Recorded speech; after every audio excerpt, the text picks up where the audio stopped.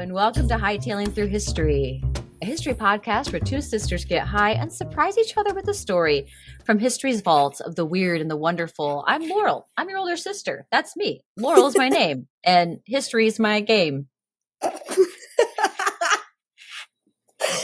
What you got for us, Katie? I don't know if that makes history my game, but I'm your younger sister. Chaos. Chaos is my game. Chaos. Katie's younger sister. Chaos is her game, and together we are hightailing through history. Welcome to the Smoke Circle.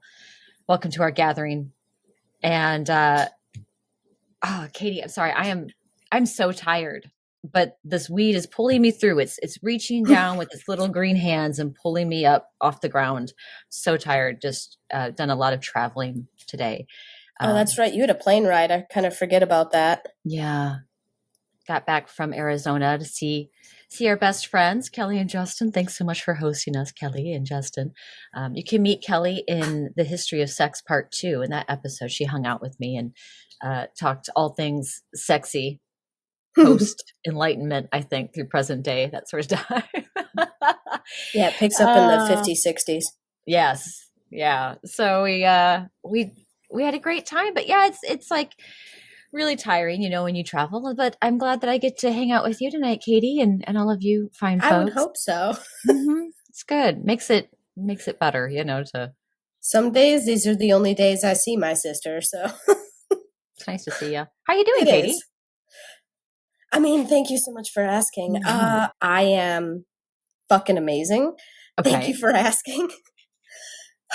Listen, okay. I gotta tell you all about it.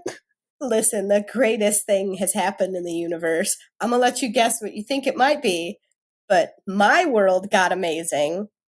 Oh, let me see. Let me give you a hint at least. It's music related. I had something in mind, but that just helped me. Okay. Yeah. All right. Something with Lorna Shore. You're going to go do a Lorna Shore backstage meet and greet or something. But no. Okay. Sorry, Lorna. They're going to be there with another headliner who I never thought I was going to see play live ever again. Slayer. It's fucking Slayer. I've done it. I sort of guessed it. Actually, you did. Did you know that?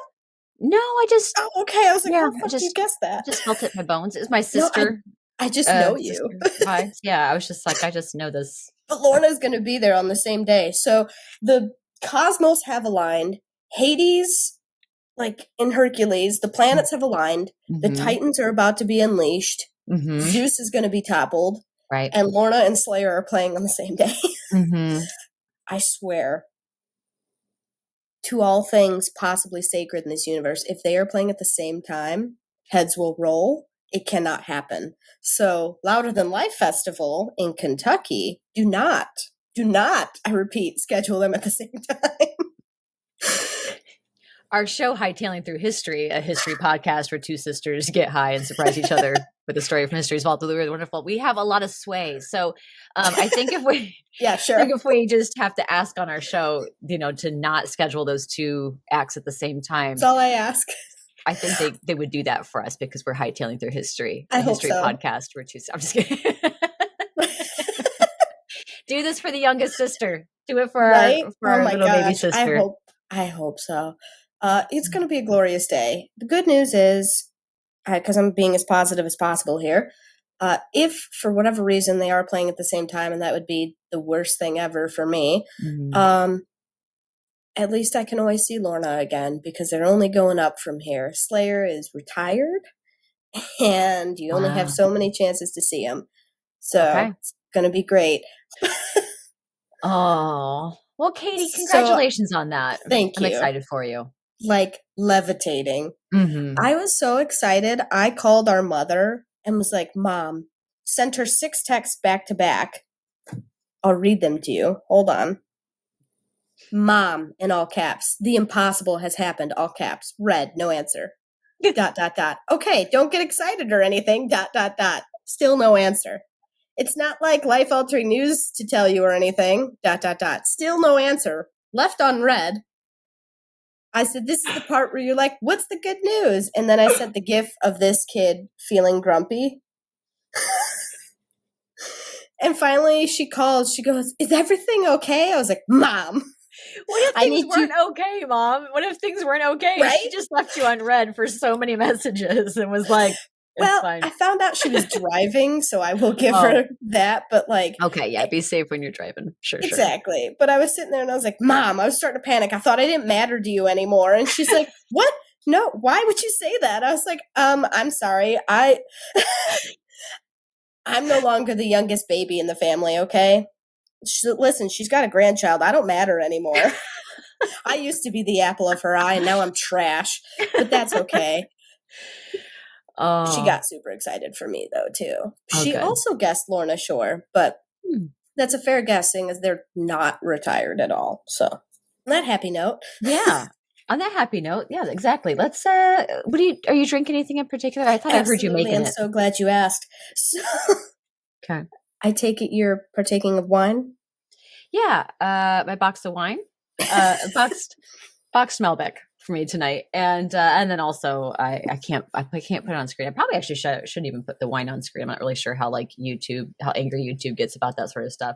But but in this pipe that's just off screen is I just smoked a good old little sticky bowl there. How about you, Katie? What you got? What you got in your mug? I made myself homemade hot chocolate, which is always delicious, and I filled it up with whiskey and maple syrup. So Ooh, you did one of the maple bourbon. syrup ones. Yeah, the Yeah, maple nice. bourbon hot chocolate, which with Jack bonded, in case you wondered, because that's always important. Oh, It was rated the top whiskey of 2023. What year is it? it's 24 right now. Okay. I'm pretty sure it's 2023. It's a maple bourbon recipe, but you're technically using whiskey, like a mash whiskey. Yeah, Right? it Okay. is. You should use bourbon, but I didn't because Jack is delicious. Yeah, I'm just everyone being a cheeky applaud. fucker over here. Yeah. I'll applaud you. Thanks. Well, that's Yeah. another thing. That festival that's in Kentucky, Oh, Mike yeah. looks at me. He goes, "We can stop at Buffalo Trace." I was like, Mm-hmm. "Of course we can, my love. I would never think to take you within Kentucky state limits, and not let you go to a distillery."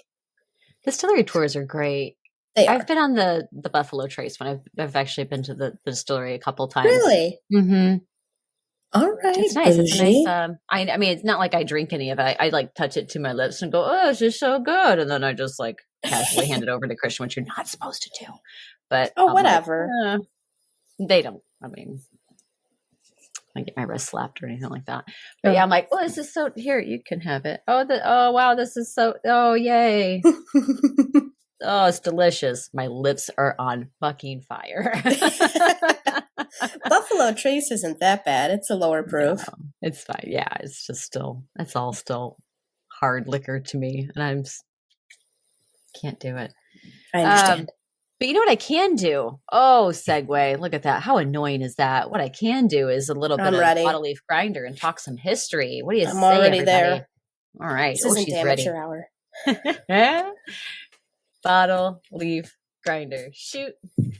I've got a bottle to your grinder. Crushed All right, it. then.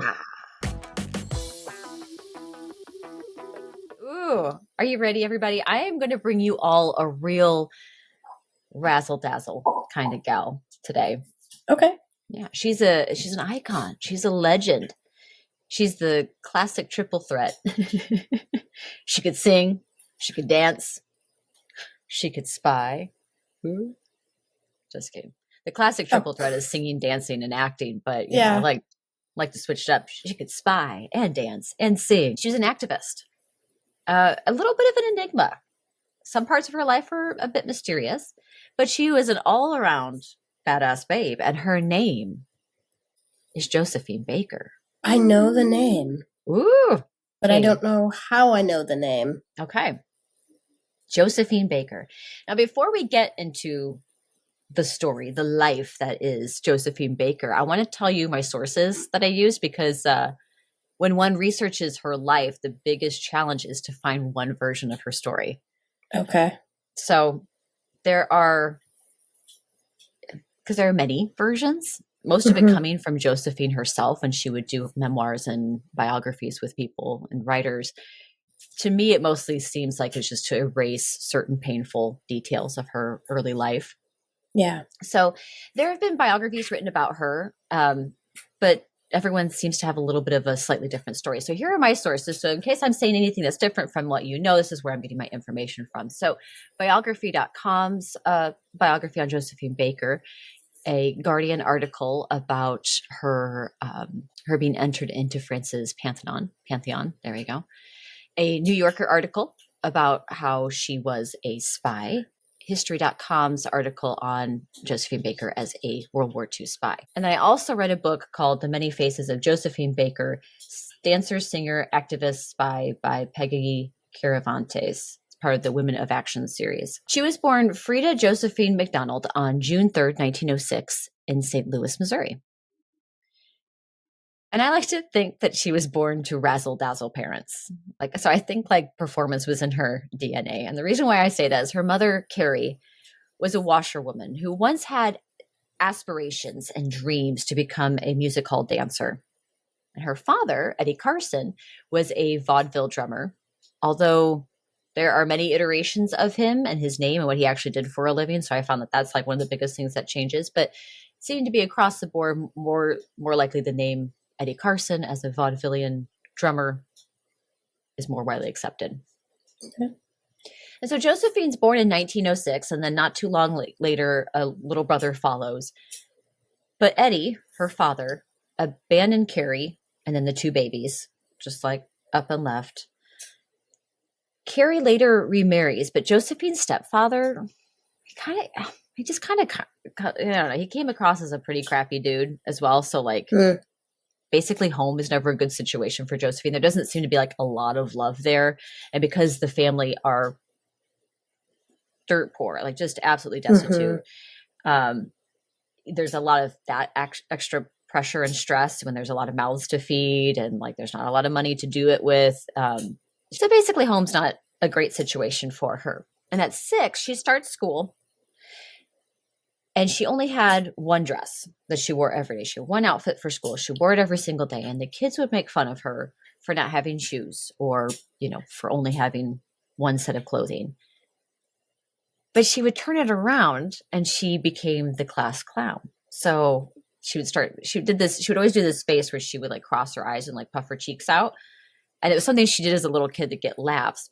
But it's also something that would continue on in her performances as an adult.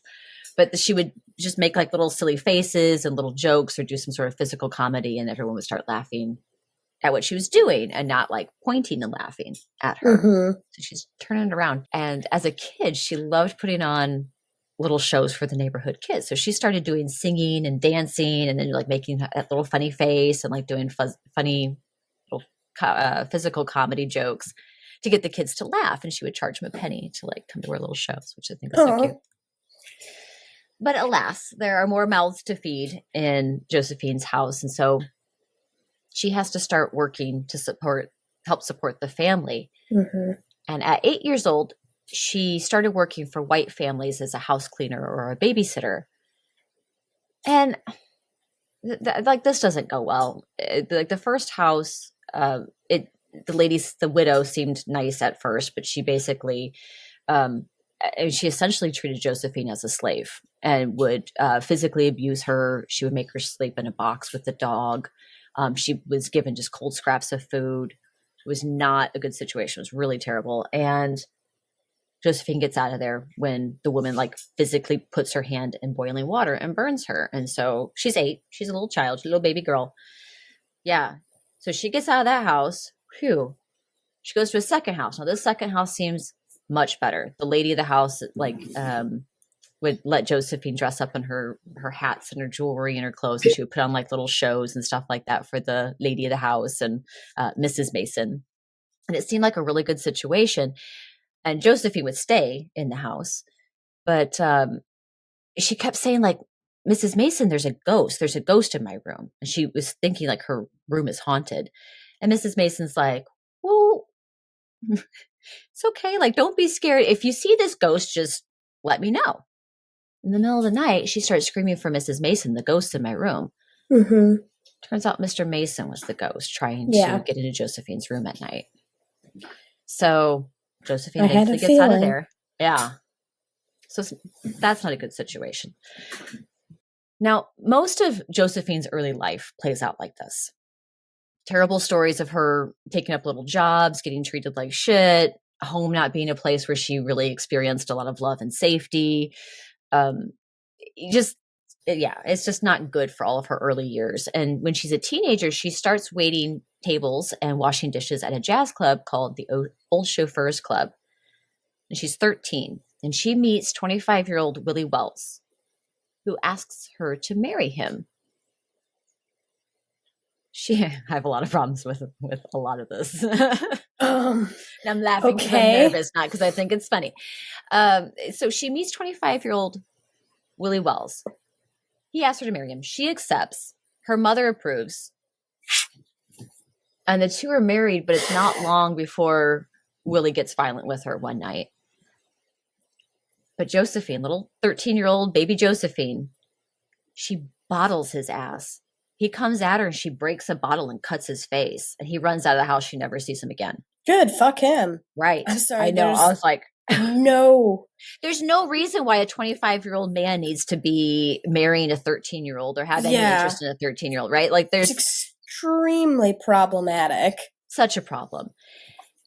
And thank goodness in Missouri at the time that there was a law that under the age of 15, no matter what your parents said, even if your parents say they're okay with it and give permission, you're not legally married. So thankfully, this marriage is not legally recognized. She never sees this guy again. Done. It's the same sort of time when when Willie leaves, and she's, on her own again, that she starts spending more time with her neighbors, who are a musical family called the Joneses. They're a traveling group of musicians. And she would skip school to join the family's street performances. And they would dance and sing and play music as they would travel the streets. She absolutely loved performing. And she also liked to go to the Booker T. Washington Theater, which would feature Black entertainers on Sundays. And she asked the director, Booker T, like the WWE legend? Maybe like Booker T. Washington, like the legend Booker T. Washington. Oh, yeah, that one. Right. Actually, that's probably who Booker T's named after. Probably. Dude, Booker T, Hall of Famer, fucking legend. Oh my God, I love Booker. The historical legend that is Booker T. Washington. He's like WWE legend. You're like, the one before that? Got it. Yeah, but at his theater here, or the theater that is named after him, she would love to go and watch these Black performers doing different vaudevillian acts. And she asked the director if she could audition. She's like, if I have to work, I want to have it in showbiz, right? Like if I have to be working as a little baby, let me get up on that stage. And she gets an audition, kind of in a roundabout way. He basically just is like, oh, kid, yeah, go ahead and get up there on the stage, kind of thing. And but she gets the part, and she's funny. Probably because they were thinking she's not going to be any good, and she's probably fucking killed it. yeah, she's definitely has a lot of charisma and gumption, and she's she's a go-getter. So they're just like, all right, go ahead. And she gets a part as Cupid in a play that they're doing of Romeo and Juliet. And so she's performing well in the role until at one point she's supposed to be lower down. She shoots Romeo and Juliet with a love arrow, and her wings get stuck in the backdrop. And it gets to the point where she's trying to get herself undone. She's flailing. She's kind of dangling in her little rope and harness. She's flailing her arms, and the audience is cracking the hell up. They're all laughing. And she's so embarrassed. She's like, I've ruined the play. I'm going to get fired. This is it. I'm done. But instead, the directors, because they realized how much the audience loved the show and her comedy that she accidentally brought to it, they go backstage and they're like, kid, keep on doing it like that for future shows.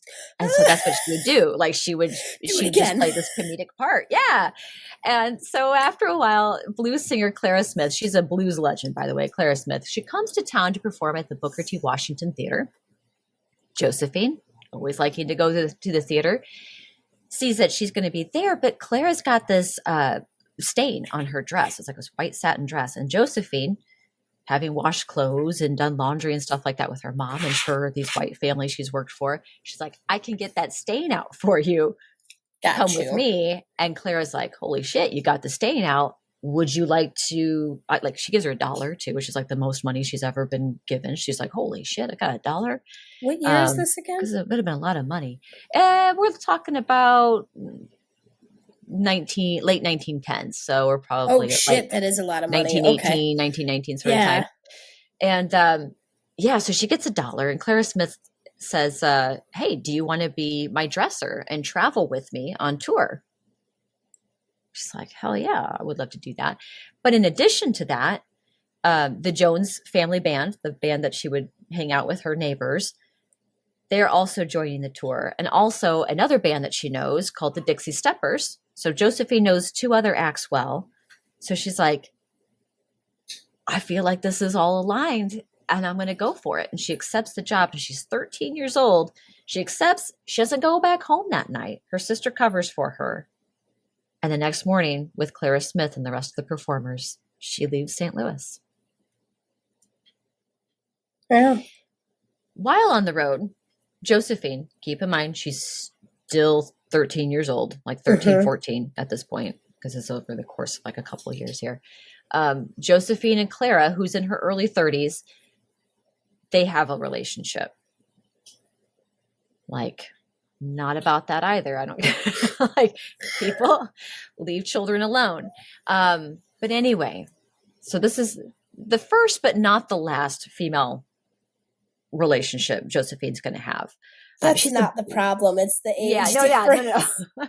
I know. So I'm like, so this is a first for her, but is also like, she's a bicon the rest of her life, has a lot of relationships with men and women. But I really don't like that Josephine's just a little young teenager with an adult. Don't love that, not even a little bit. But that's how the story goes. So here it is. Clara is also trying to teach Josephine how to read and write. Would buy her little writing books and spelling books to help teach her reading and writing, because she didn't really go to school and she doesn't really know how to do that. And also, while on the road in 1921, she, now 15, meets 23-year-old William Willie Howard Baker. And the two eloped, and she became Josephine Baker. And it's the name that, even if she doesn't stay with Willie, it's the name that she will use for the rest of her life, Josephine Baker. Okay.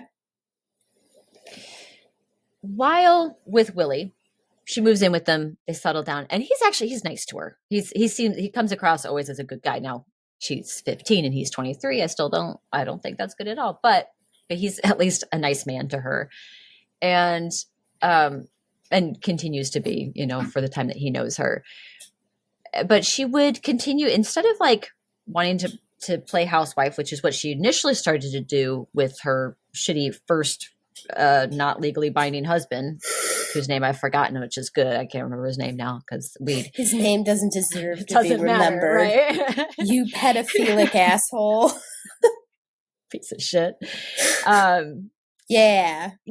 Anyway, so instead of playing housewife, which she initially did, this time she's like, I love showbiz. I want to keep going with it. And so she's looking for bigger opportunities and bigger performances and auditions that she can go to. And she hears about a new Black musical called Shuffle Along that was coming to Philadelphia, where she lived with Willie. And what the group would do is they would travel city by city, and they would hold one-night auditions, which would allow any sort of aspiring chorus dancers and members to try out and hopefully get a spot. And then the show is hoping to debut on Broadway, New York City. That was going to be their big plan. Technically, you have to be at least 16 to be a chorus girl. She's still 15, by the way, but the director and like the producer, like the hiring people, are not like asking what her age is, and she's also like not volunteering that information. Right. But she still didn't get the role. But she follows the progress of the show because she still really wants it. So she follows the progress of the show, and she finds out that they opened in New York, but they didn't open on Broadway. And they're at some little small kind of rundown Like vaudeville off theater. Broadway. Yeah, sort of like this little vaudeville theater. And she's like, I might have a chance still because it's not a Broadway show. She might be able to still get an in. So you're saying there's a There's chance? yes, exactly. And this girl, this is crazy. She decides that she's going to go to New York and see if she can get an audition. So she leaves Willie. She's like, bye, see ya. I got to go do show stuff. And she gets a one-way ticket to New York City. Like leaves him, or it's just like BRB? I mean, she leaves him. I don't know if that's what she told him she was doing, but she does leave him. Yeah. She's like, I'm out. I got to go do my thing. Yeah. Now, the only person that she knows there and like even knows that lives there is this woman she casually knew through her in-laws, like through Willie's parents' restaurant. She like met her and she knows that she's also a chorus dancer out in New York. And her name is Wilsa Caldwell. She's only in this story for this one moment, so don't worry about committing the name to memory. But she does help Josephine out because she's like, yes, I've been performing in the chorus of Shuffle Along. And they're also putting together a traveling troupe. So maybe you could get on the traveling troupe, even if you can't get on Broadway. And Josephine's like, hell yeah. Now, again, she has to be 16. She's still 15. She has to be 16 to be a chorus girl. But again, no one's asking her. She's not volunteering the information. And she uses her comedic skills. Despite being in the chorus line, she has an end spot. So she would do these things where she would kind of like trip over her own feet and like be all goofy on the end of the line, make people laugh. So like she was adding this little comedic element to the show. Yeah. And the director liked it and was like, you're good, kid. You get the part. Here we go. And it made her really popular with audiences, even if it didn't make her so popular with the cast, because the cast was kind of like, we're the stars of the show, not you and the choir on the end, you know? Yeah. But be funnier. Yeah, be funnier then. Yeah. But she was so popular that when the touring show ended and the original New York cast then became the traveling show, the director, the producers, like the people, the guys in charge with Shuffle Along were like, hey, we're going to have a new show called Chocolate Dandies, and we have a special role written for you. We think that you'd be perfect for it. We'll pay you a lot of money. Chocolate Dandies. Yeah. It's another all-black show. Okay. Yeah. Chocolate Dandies. Okay. Which paid handsomely. So even if the show didn't last long, she got a lot of money and she got like recognized to the point where they're like, hey, you're good. We want you in our show. Mm-hmm. You know, that's started getting those sort of jobs. She's super pretty. Isn't she gorgeous? Yeah. I like her better out of the flapper style. I don't like the hair slicked down. Like her with her normal natural hair, like stunner. Right. Yeah. Now the hair slicked back would be something that she would do for a long time when she was performing in Paris. Okay. But yeah, she's so lovely. I've never seen a picture. That's why I was like, I need to visualize who we're talking about. Yes, yeah, definitely. See, you guys get visuals. I don't. Definitely have some visual aids up here for y'all. But now, like I said, even if the show didn't last long, she's got her foot in the door and she gets an invite to appear at Harlem's Plantation Theater, which is where many Black stars got their start. And she would appear in an after midnight floor show with singer Ethel Waters. And spending time with Ethel helped hone Josephine's singing voice. So Josephine really wanted to sing, but she never really did sing or she had some raw talent, but she didn't really have like that developed singing star power. Yeah. Didn't really like hone her skills. Like she just like, I like singing. I'll get better at it, Yeah. So she's kind of practicing all of Ethel's songs and hearing how Ethel sings and like trying to mimic some of those things that she does with her voice. So then when Ethel develops laryngitis before a show, Josephine tells the director, she's like, I can sing all of Ethel's songs. I know all of the words. Wow. I can do it. Put me in. The show can still go on. And the director's like, fine, get out there. Let's go do it. And she does. And the audience really likes her. Yeah. And she gets flowers. She gets her first flowers from a male admirer in the crowd. And she's like, oh my gosh, someone gave me flowers. Really cute. Yeah. But Ethel wasn't exactly like excited to share that sort of spotlight with Josephine. Mhm. So she's like, quick, try and get ready or get healed up as fast as I can from this laryngitis. And she tries to come back quickly. But unfortunately, as one door closes, another one opens, and that's kind of the name of the game for Josephine throughout her life. A woman comes to the club, and she's a white woman, so she's putting together an all-black show, and she's like this wealthy socialite. She's like, I want to put together an all-black show, and I want to take this show to France. I want to take it to Paris. She comes to the club because it's the Plantation Theater. It's a good place to go and see if you can find some talent. And she asks Ethel Waters to be the singer, and Ethel's like, this is how much I want. And when the lady's like, I can't really afford that much, then Ethel's like, all right, fine, I won't be the singer. But she asked Josephine to be the comedic act. And Josephine's like, could I be the singer? I'd rather do that, and she's like, no, I want you for the comedy role. She's like, all right, fine.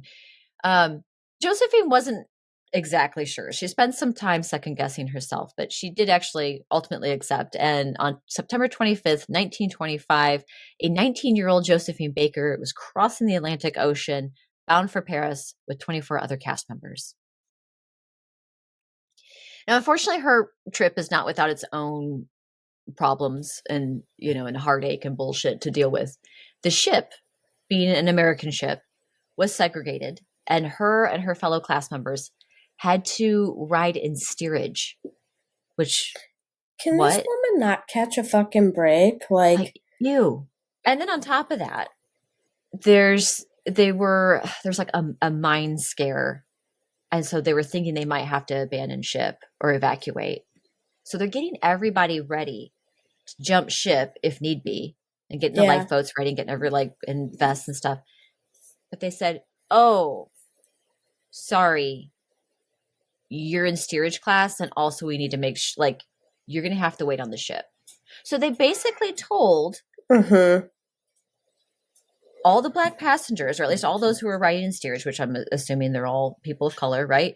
Probably. Told them, okay, we might hit a mine and the ship might get damaged or explode or sink in some way. But you have to be last off this ship. You have to stay on this ship. Now, thankfully, it was just a scare. Everyone was okay, but they're just sitting there huddled in the dark. I'm sorry, I had it in the dark. Sorry, they're huddled together. I'm making it more dramatic. I made it more dramatic. I didn't mean to. My brain did that. But they're huddled together, and they're just listening to people screaming and panicked and stuff like that on the decks above, and they're just like, right, we just have to sit here and hope we don't hit this mine or don't hope die. I don't feel wetness on my feet. Basically, is what. Yeah, and then they're like, "Oh, false alarm! Everything's okay. We'll just go back to normal." But meanwhile, that the people that are running the ship are just fine with you going down with it and are not looking at you as a fellow human being. Gross, so gross. Anyway, so that's some of the bullshit. And then on top of it all, she's also wondering if she's going to be able to hack it. She's like, I'm going to Paris. I don't know if I can be in this show. Am I good enough for it? All this stuff. So she's really second guessing herself. She's not having very good rehearsals on the ship. And so she's really like, oh, no, I really can't do it. I'm not very good. So it's rough. It was a rough trip. But thankfully, at long last, the ship makes port in France, and it's just so refreshing. They get to France and they go to the dining car, and they can sit anywhere. Haha. And not only can they sit at any table, but their waiter's white. And, and he doesn't give a shit. Nope. That he's serving black patrons, right? And they're like, oh my gosh, this is such a breath of fresh air. And I didn't know the world could be like this. Right. And that's not to say that racism didn't or doesn't exist in France, but unlike America, there wasn't segregation, no Jim Crow laws in place, no lynching. My God, there's just a greater safety, and less violence against less, or almost non-existent violence against you for the color of your skin, right? So everybody in the cast is like, oh, this is okay. We could get used to this. Yeah, absolutely. Much better situation. So I mentioned in the last episode when I was talking about great love stories, and we spend a lot of time in France and a lot of time in Paris. And a lot. Yeah. Even when we Like, got to pretty much my all of the story, time. we didn't really leave France. We still haven't left. This has been That's where we're going to okay. I stay. drag you back to Norway any given chance. So you drag us back to France. I'm going to Paris. And I was talking about how rad post World War I Paris was. I said it a couple times. I think at one point I actually said World War II Paris was, or post World War II. That's actually not true at all. That was a big old whoopsie. I listened back to the episode and I heard that I accidentally said World War II one time. And I was like, oh, so if you heard that was a whoopsie. Post World War II Paris was not great. Yeah. I mean, better than World War II Paris. Post World War II is a lot better, but not the same vibes. It was so cool. It's one of the handful of places that if someone gave me the history time machine, which is what a time machine is, it takes you back in history. But if someone gave me the historic phone box, right, I would want to go back to post World War I Paris, like 1920s, roaring 20s Paris, France. Right? That's where I want to be. Like, that's my Roman Empire. What's your Roman Empire, Laurel? Roaring 20s Paris, France, and mid-century conversation pits. That's medieval Mongolia. That's yours, right? Exactly. I'd be hanging out with Kudayun. And it's in Paris in October 1925 that the Revue Negre opened at Theater des Champs-Élysées. Champs-Élysées. There we go. Champs-Élysées. The Champs-Élysées Theater. Yeehaw. So Josephine. Hot diggity dog. Hot diggity dog. That's my French. For all y'all out there who want to hear my French words. So Josephine, she performs. Sorry, this is going off the rails. Josephine performs the Danse Sauvage. The wild dance, basically. Yeah, right? I'll hold. It's fine. I'm sorry. It was as soon as you were like, that's my French words. I was out, dude. I was like, oh, fuck. I want to impress our French-speaking audience so bad. Oh, good, because it's only going to be you doing it, because I struggle with that one. I know their ears just were bleeding. They're like, ooh.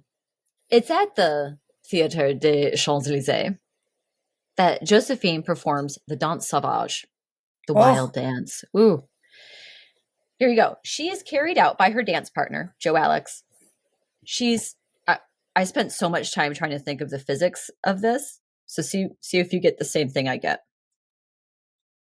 She's carried out upside down in a full splits by her dance partner, Joe. So I'm thinking maybe he's holding her waist and she's got one leg. She's holding one leg. Or she's over in front of her. It's just one dance partner. Oh, or maybe I wondered if she's she over was shoulder. Oh, she's got to be upside down. Huh? Oh, you think the legs went behind his neck and her torso hung down in the front? Maybe. And that's how she was upside down? Maybe. The only reason I say that is I watched them do it on RuPaul's Drag Race, but that was with multiple people. Okay. Holding. Because it's just him. It's just the two. Yeah, but you could still do it. It'd kind of be a bit of a fireman lift, but.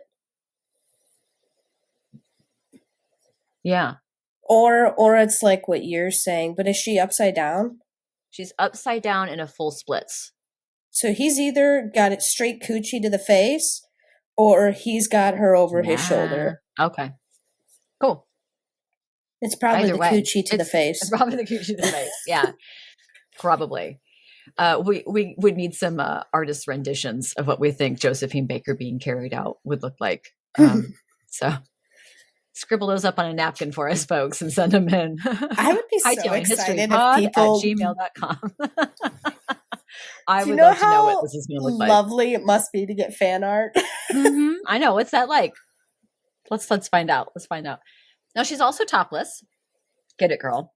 Hell yeah. She's wearing only. I'm getting more and more into this by the second.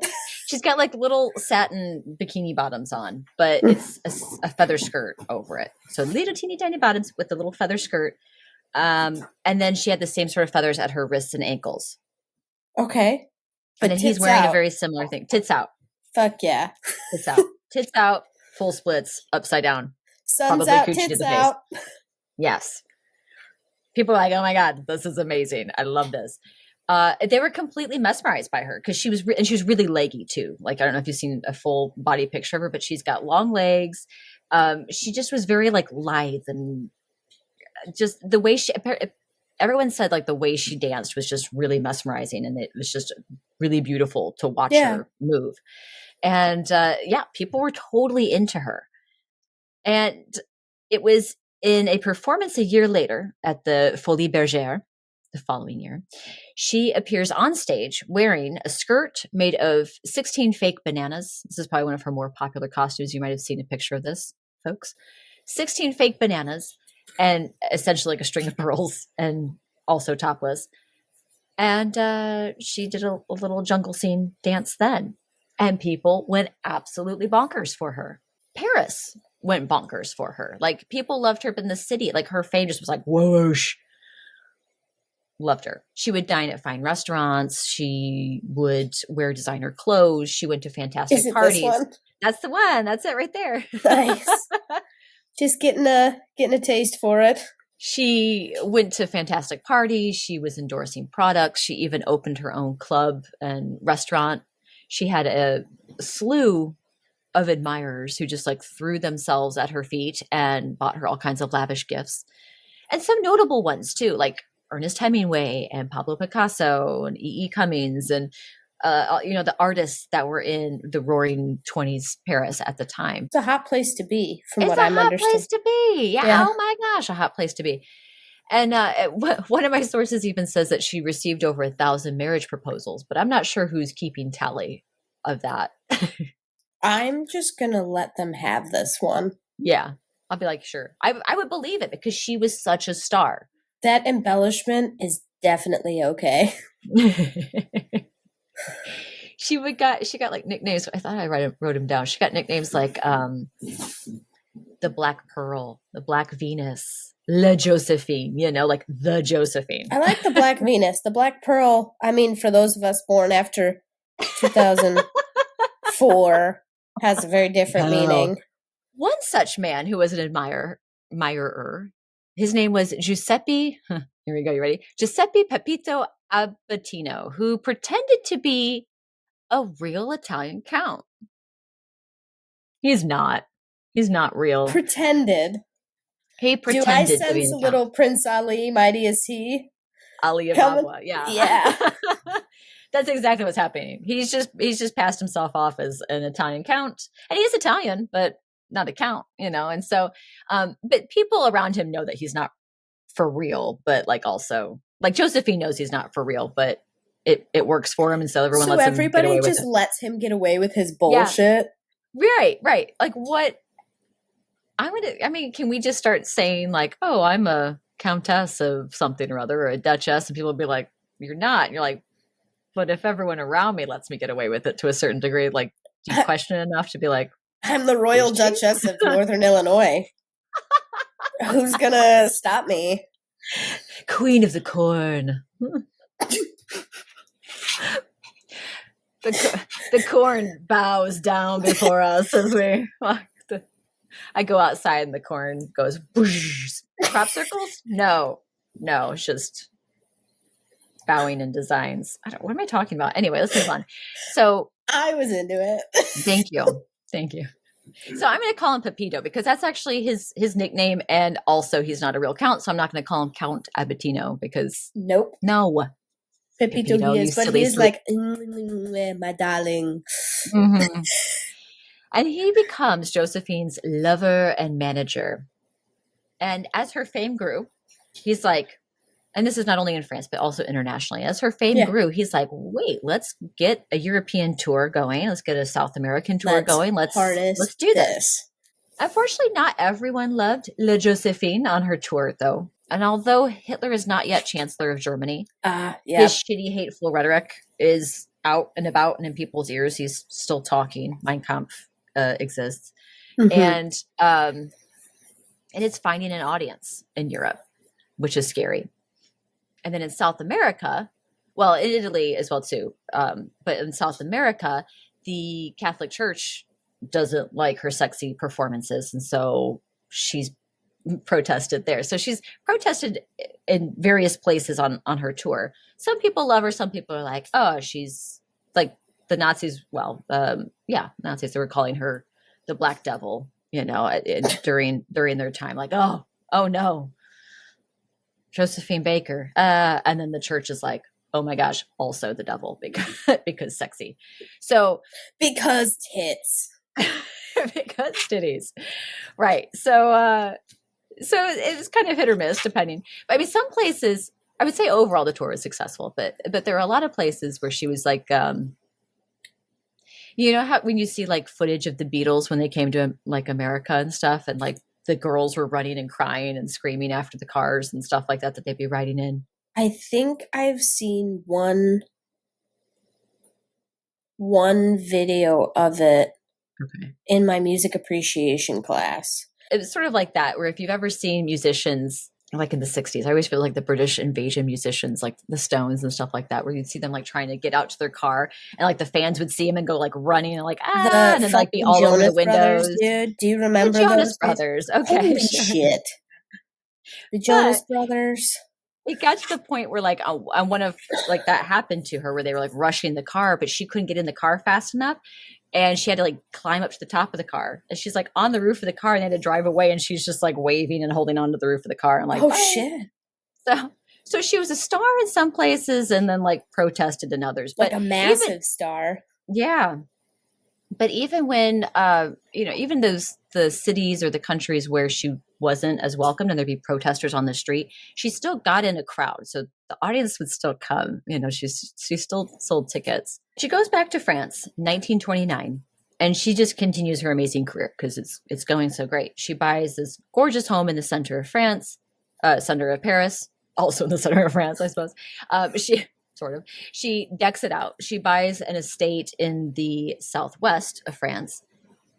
She has this menagerie of animals, which she's had for years, like all different kinds of animals. She adds a cheetah named Chiquita to said menagerie of animals. Chiquita, by the way, goes with her everywhere, walking on a leash and wearing a $20,000 diamond collar. Like, I don't know if anyone told Ms. Baker, but cheetahs are the fastest land animals on Earth. I mean, just don't hold on to her when she like runs off after a squirrel. I don't know what cheetahs run after, but like weird, right? Anyway, through the 30s, Josephine's career just keeps on going up. She's doing great. She's appeared now in a few plays, a couple of movies. When she got to do some singing as well, that was great. And Pepito thinks, let's go to America. It's been over 10 years here in Paris. Like, you're a star now. Things will be different. But they weren't, unfortunately. Certainly aren't. No. 1936, she joins the show Ziegfeld Follies in New York City. But regardless of her star power, yep, go ahead. I was just going to say, how long do you think it took her parents to realize she wasn't coming back? Well, her sister did tell her, her sister did tell her mom later. It was like she went to join the show and her mom was like, all right, fine. Like, she chose her own way. All right.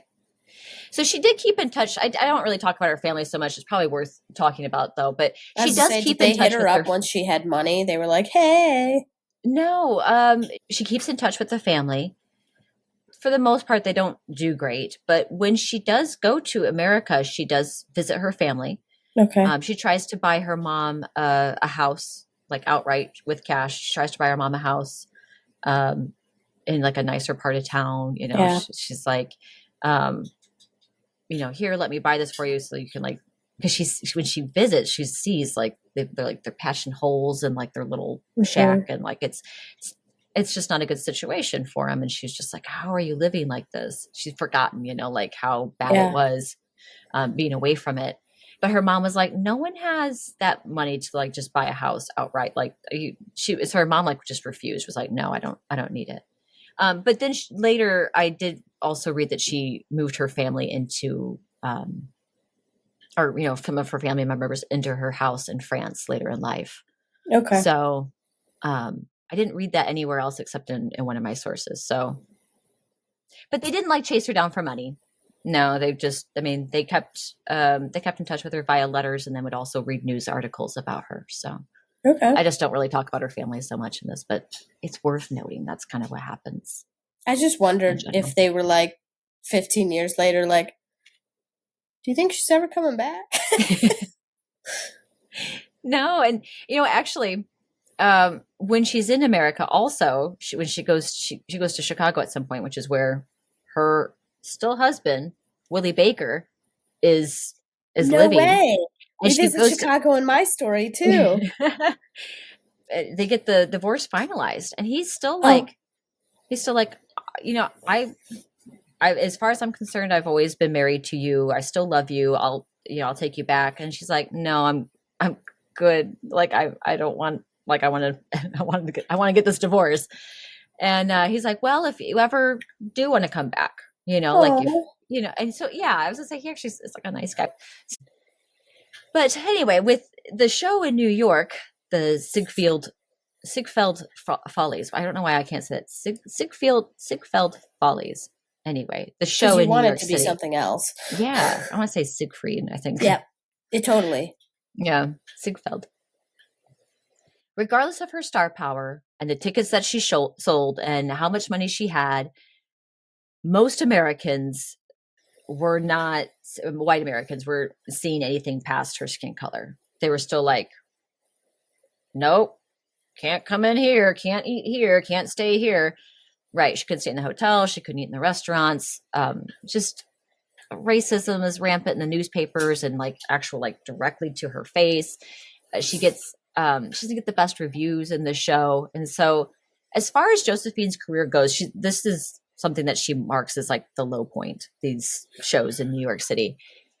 And she blames Pet Budo a little bit for it. She's like, you wanted me to come here and do this. They have a little bit of a falling out. She's like, this wasn't a good move. Yeah, I didn't want to do this. Yeah. But he's like, you know what? That's fine. I'll go back to Paris. I'm not feeling good anyway, and wrap things up, and then I'll see you back in Paris. Kind of how that went. Little did either of them know he had cancer, and she ends up later getting news that he had died when he's back in Paris.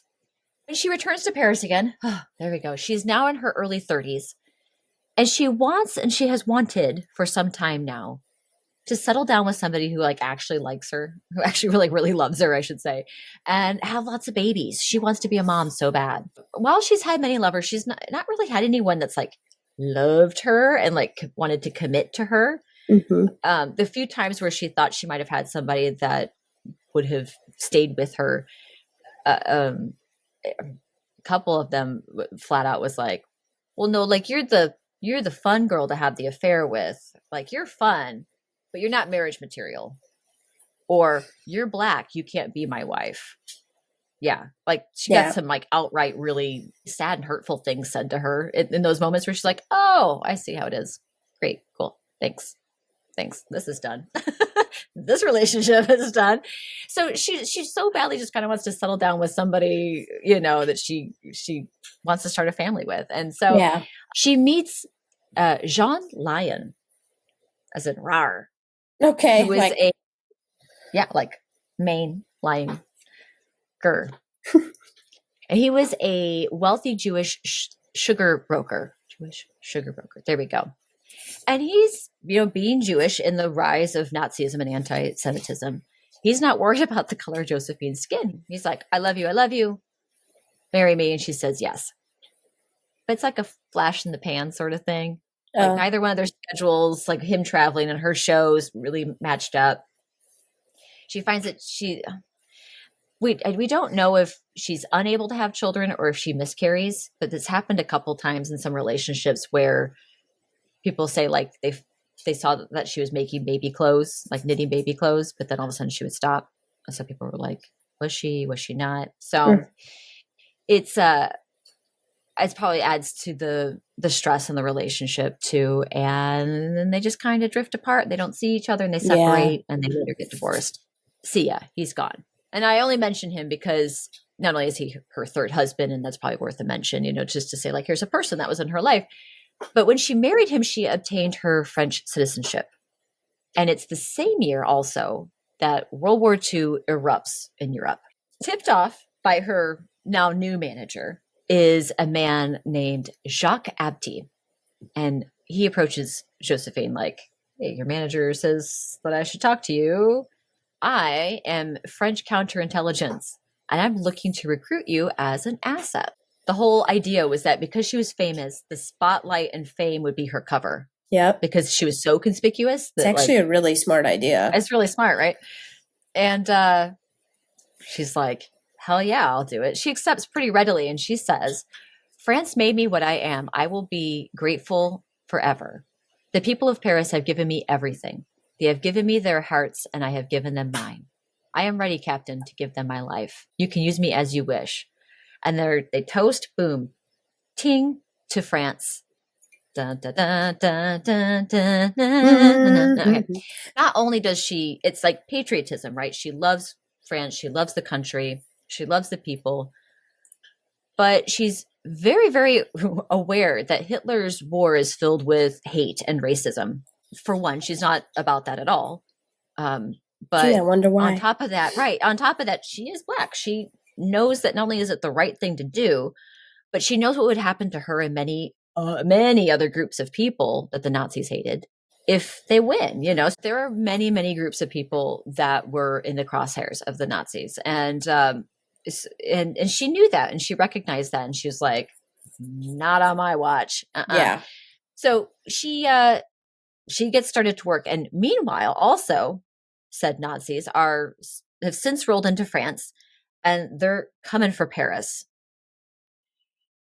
Now it gets to the point where she stays as long as she can. She's, she's going to little diplomatic parties and things like that. And she's, rubbing elbows and things. And she stays in Paris as long as she can, but it gets to the point where she's like, yeah, I got to get out of Dodge. So her and millions of other Parisians leave the city, and she goes down to that estate that she has in Southwest France.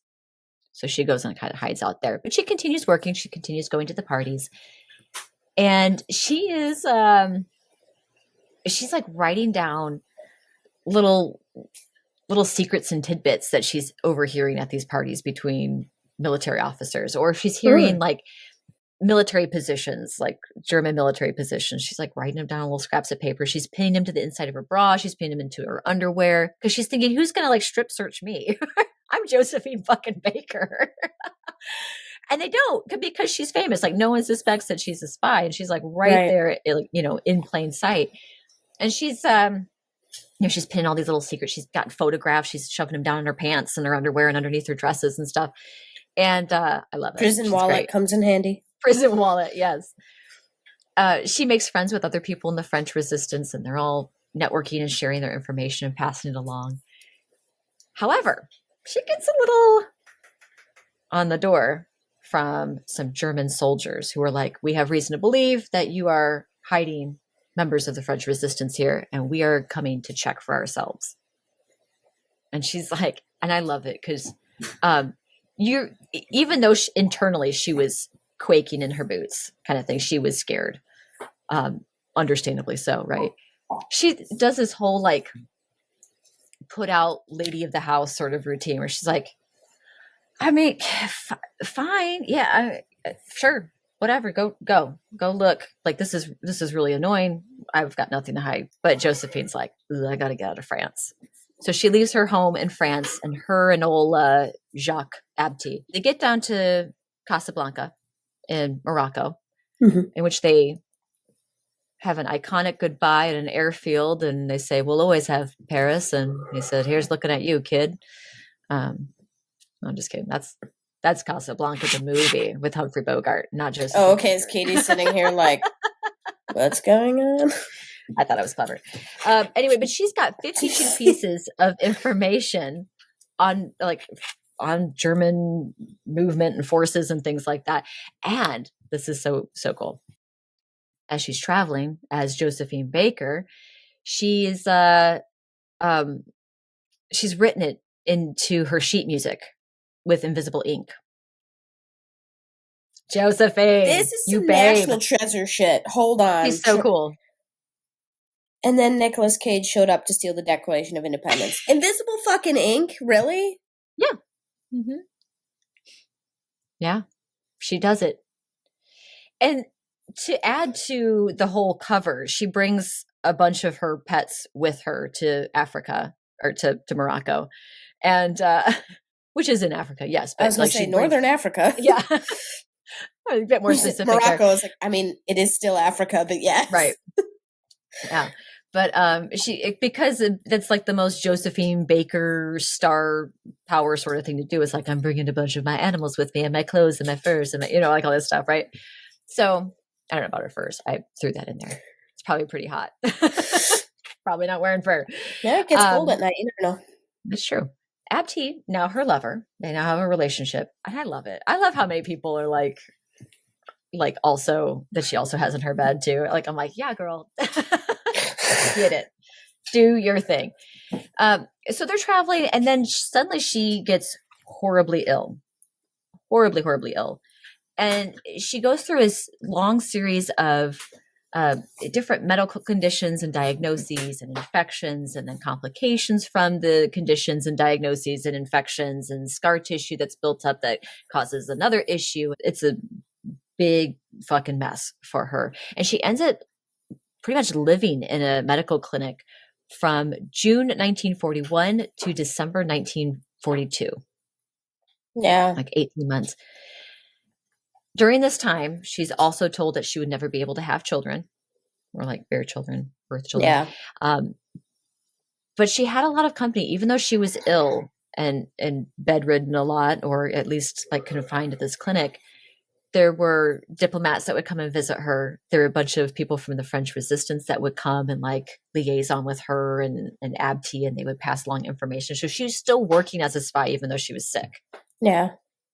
And she would use her connections to help Jews get passports to get out of Europe. But she's out of the public eye for so long that newspapers started reporting that she was dead. Not quite. Yeah. And in fact, even the black newspaper, the Chicago Defender, whoop, whoop, Ida B. Wells Barnett, whatever episode that is, they put their new reporter on the obituary.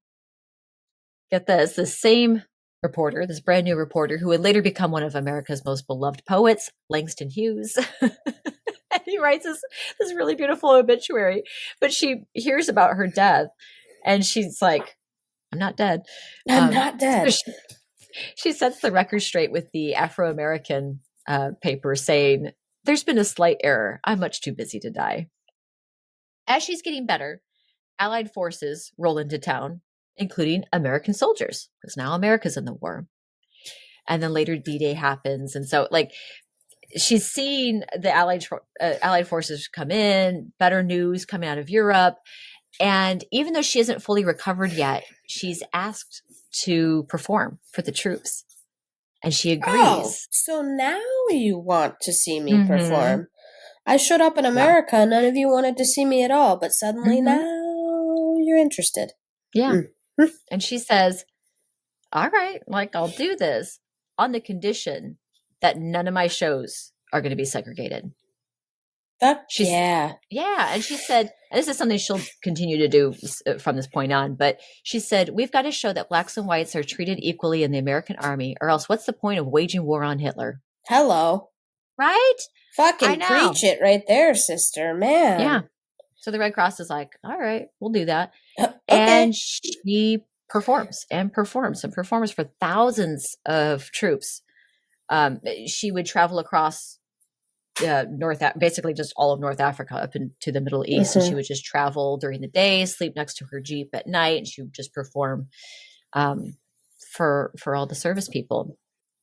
After a 4-year absence, Josephine was able to return to her beloved Paris when it was liberated in October 1944. Now she's pissed that the Nazis lived in her flat in Paris. I would be too. Even though they didn't like ransack it, she's like, ew, they got their Nazi all over everything. It's disgusting. It's like their gunk and their slime and they're ugly. She did not want to stay there after that. I don't blame her. But she returns to Paris in her blue Air Auxiliary Lieutenant's uniform. So if you've seen a picture of her in a war uniform, she looks great.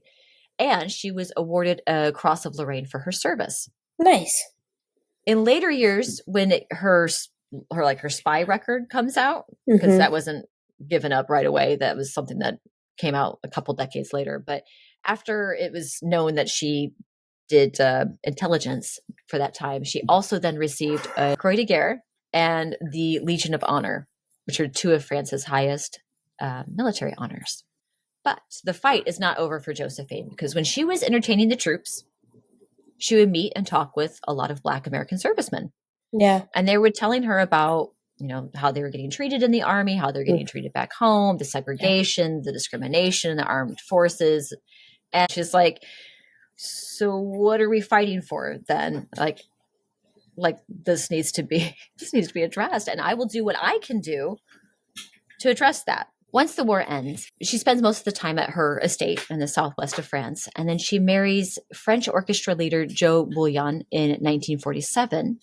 And then a few years later, she began adopting children from all over the world, little babies from all over the world, 12 in total. And she called them her Rainbow Tribe. So she was finally able to have all these children that she wanted. She wanted to be surrounded by kids. She wanted all these kids. Oh now boy, I bet she regretted that after we all went into the toddler phase at the same time. 12. Could you imagine? No. Could you imagine even running a daycare? No. I don't want to think about any of that. But she's happy, and that's what matters. Well, bless her. Better her than me. So she's finally able to have her children, her big family. But it was also a way for her to show the world, like, racism is something that's taught and learned. Like, these babies are not, like, we're all living together and all love each other, and we all can live together without hate.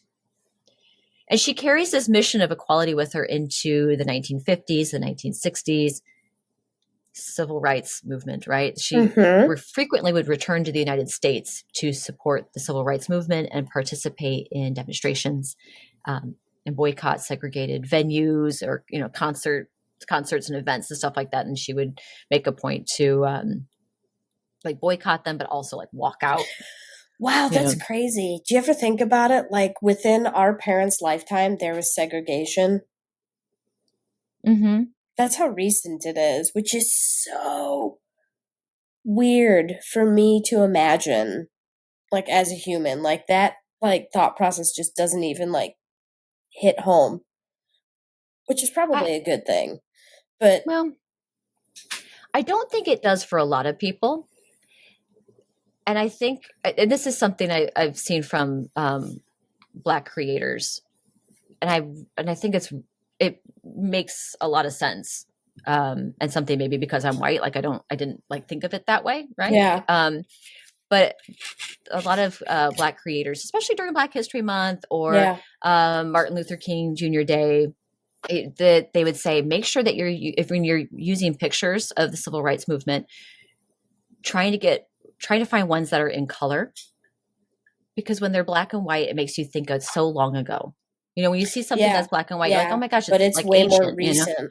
But this is contemporary history, and having photos in color not only makes it feel more, modern or contemporary, more closer to our real. lifetime, and real.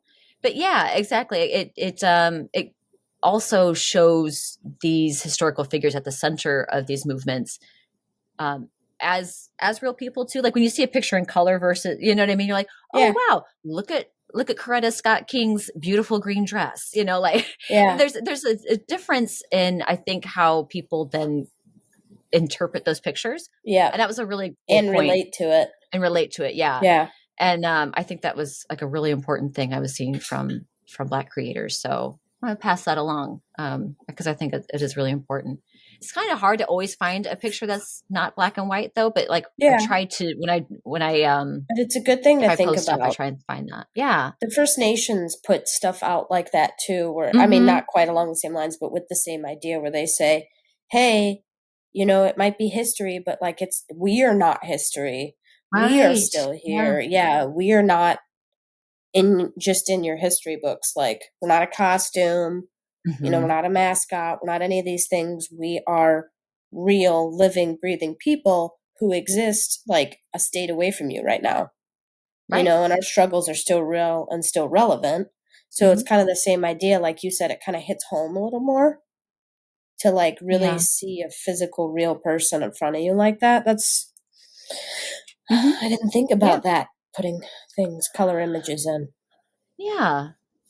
But it's good to know that, and it's good Mm-hmm. to act on it as much as you can. So anywhere that she would perform, as I mentioned earlier, she would always say, my audience will be integrated. We're not separating shows for white people and black people. Like, no, if you want to see me, these are the tickets. These are the show times. Yeah, Everyone gets to exactly. come. And she would walk, like I said, she would like boycott, but also walk out of places if she found that they weren't serving somebody because of their skin color. She would like get up and be like, nope, nope. And she'd leave. And in fact, her friend, Grace Kelly, the people's princess, Grace Kelly, fantastic actor. Also legitimately a princess as well too. But her friend also came, like Grace Kelly's like, I'm out of here as well too. So Grace Kelly's doing it in like solidarity, right? In 1963, she also participated in the March on Washington with Martin Luther King Jr. and spoke at the event too. She spoke before his I Have a Dream speech. Oh, okay. Yeah. Wow. But because of her being outspoken about racism and segregation and fighting for civil rights, she gets on the FBI's list. But this is also the time of Joseph McCarthy and the communists, the Red un-American, Scare. The Red Scare, like the un-American activities sort of thing. And so she gets a dossier made up of her from the FBI because they're like, she might have communist sympathies because she thinks that people are equal. Right? God forbid. Yeah. So that was 1963, March on Washington. Fast forward 10 years, 1973, Josephine Baker performed at Carnegie Hall in New York. I've been there. Now, yeah, me too. And now she receives a standing ovation, a roarious standing ovation. Sure. And the great success of the show heralded Josephine Baker's big comeback to the stage. It was like, oh, Josephine's back.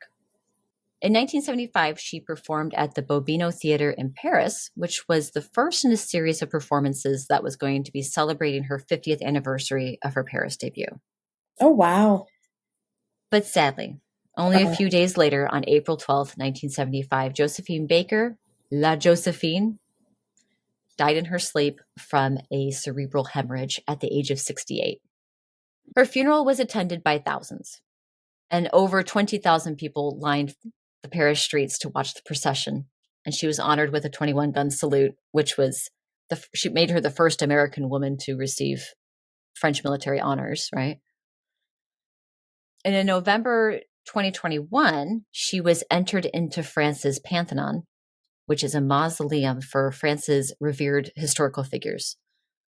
I'm trying to think of names off the top of my head. I know Alexander Dumas is one of them, the author.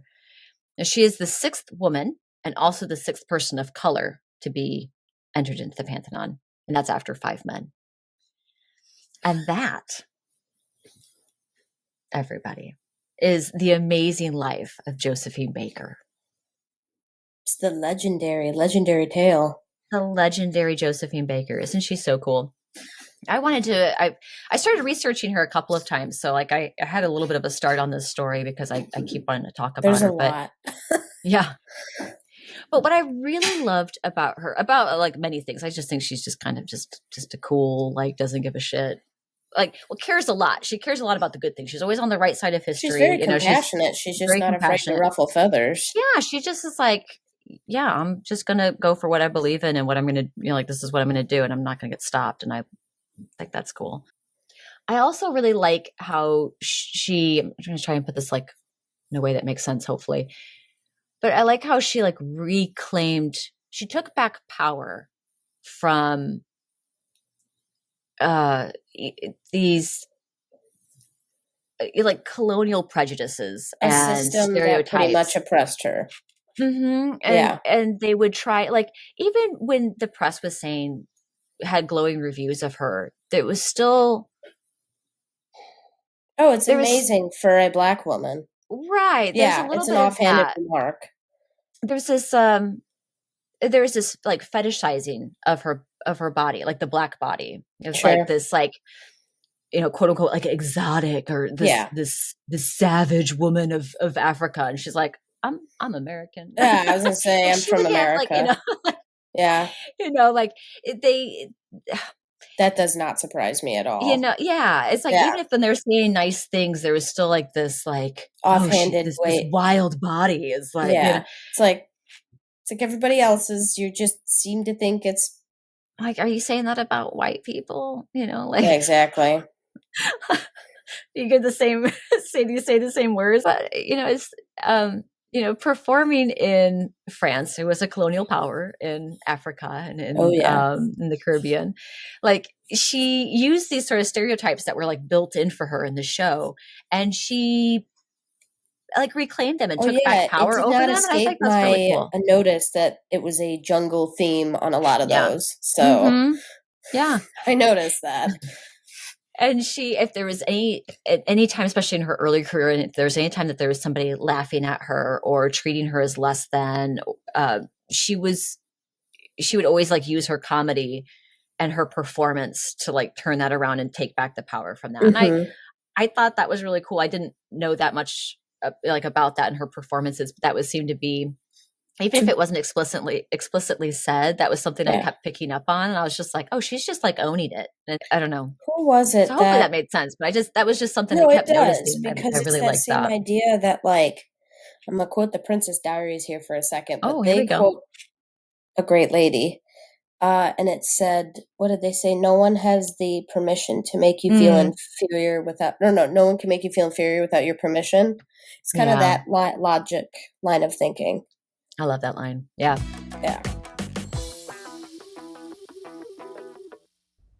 Oh, hey there, and welcome to the midway point in our episode. We are so glad that you joined us in the Smoke Circle today. We hope that you've been having as much fun as we've been having and are going to continue to have, because the show's not over. Oh no, it sure isn't. But before we get there, we just want to encourage you to please make sure that you are liking, rating, reviewing, which helps support little indie podcasts like ours, but it also makes sure that you don't miss another episode in the future. Following the show, rating it, reviewing it, giving your little thumbs up to what we're doing around here helps move our show up in the charts and helps more people who love history like you join our smoke circle and have some fun with us, and we can continue to grow and get more friends and build this community that we have together. And if you want to get yourself a little deeper into said community, we now have a Patreon. How about that? So over there, we have mini episodes. We call them our half-baked episodes. Behind the scenes content, extra interviews, and conversation with our amazing guests that we have on our show. And if you feel like supporting us in a financial way, I mean, our hearts would explode with gratitude. But it also helps keep the proverbial lights on around here and helps us continue to make this amazing show that we love so much. And we hope that you love it too. That's patreon.com/hightailing through history, or on the Patreon homepage, you can search Hightailing Through History and you'll find us. We're two sisters, high on history. And as I promised, we have more fun for you in the second half of the episode with Katie. She's going to take us into the 70s, into the disco era. And so without further ado, let's puff pass it on to part 2. Picking up right where you left off, the year is 1979. Oh. The date is July 12th. The Loop is running a promotion at Comiskey Park. To show up I with know the, exactly what you're doing. Hell yeah, Katie. Hell Yes, yeah. Go for it. So show up to Comiskey Park with a disco record. And between the doubleheader of the Chicago White Sox, boo, all the Illinois listeners were like, out. I mean, I don't actually watch baseball, I'm going to be honest, but like if I had to pick a team, it would be the Cubs because I liked their color scheme the best. But whoever designs the merch for the Sox has got it on lockdown, so there you go. Anywho, what privilege to have such a problem of arguing over which sports team from the same city. Right. So, anywho, so the Chicago White Sox at a doubleheader against the Detroit Tigers. So bring a disco record. We're going to throw them all in a dumpster, and we're going to blow them up to talk about the repression of rock and roll, right? Mm-hmm. Rock is something, as we know, I'm well aware of. So I, in my personal opinion, thinks it's extremely appropriate for me to do this story. So hang in there with me, dear audience. So it was led by radio DJ Steve Dahl, who had lost his job at a previous radio station when it made the switch to disco. The event expected about 20,000 or so participants. It got close to 50,000, so more than double the amount they thought was going to show up. Well, not just show up, but also participate, Mm-hmm. So the deal was the entry cost was 98 cents if you had a disco record in hand. During the first game, What could go records, wrong? nothing at all. During the first game, records, liquor bottles, and firecrackers were all thrown onto the field. And this is just in the beginning. So by the time the crate of records was brought out, right, because this is a radio promotion. So by the time that was brought out, everyone was losing their minds. So this is in between the doubleheaders, right? Fans stormed the field. They stormed the field, and they caused so much damage that the field was rendered unplayable, and the White Sox had to forfeit their second game. This is what happens when you make tickets 98 cents and give people lots of alcohol. So the event was Yeah, sorry. I was just going to say they're supposed to collect the records at the door.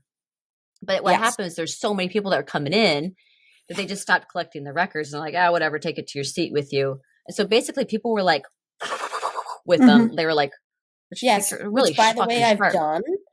Yeah. I've seen it done in Shaun of the Dead. And that's how they it will almost cut your head off. My friends like also by the time he did blow up the dumpster of disco records, and he blew up most of center field too. It was everything got ripped up. He just blew the shit out of the place, and people are climbing up the lampposts, and was absolute chaos. Full scale riot broke out essentially. So the event spiraled out of control is where we're going with this. So the event was televised. So the images of rioters storming the field sent a lot of shock through the music industry. So many people stormed the field that the ushers who were there were told to go home and that the police would have to handle the riot that broke out. They were told to get the fuck out because at this point it's dangerous. So, if you haven't figured it out already, we are talking about the war on disco. Not the disco demolition, but the whole topic, war on disco. I love this, Katie. I know, right? The metal connoisseurs bring to give you a lesson on disco. I'm a multifaceted puzzle. You will never figure me out. My heart loves it because I love disco and house and all these sort of things right here. But also, I know that the angle at which you're taking this story, and I really love and appreciate it. And this is a really good topic, so thank you. You're welcome.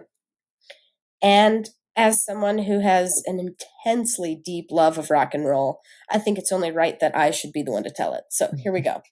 Not that you don't love rock and roll.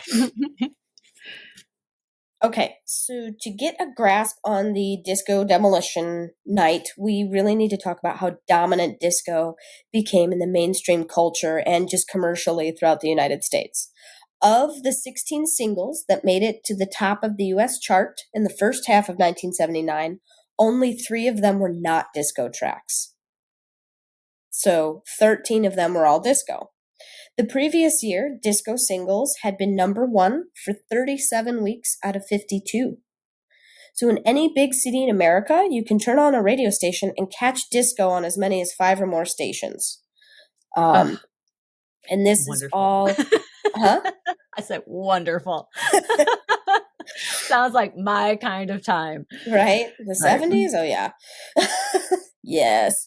So this is according to Alice Eccles. She's a cultural historian. I'm going to quote people. There's going to be a lot of quoting of people because a lot of people kind of just came and spoke about this moment in our history. So be prepared. It's going to be a lot of quoting. So it had pushed what they called the AOR, which I had to Google, which is album oriented radio. Oh, okay. Yeah. So it had pushed the album oriented radio like kind of off to the side a little bit. Classic rock didn't have the dominance that it once held, right? Live music venues were switching over to disco. So there's a whole like a sudden loss of face, I guess, for rock and roll, right? Suddenly it's not on Mm-hmm. top, it's not the big dog, and it's like, oh wow, this is wild. Like what?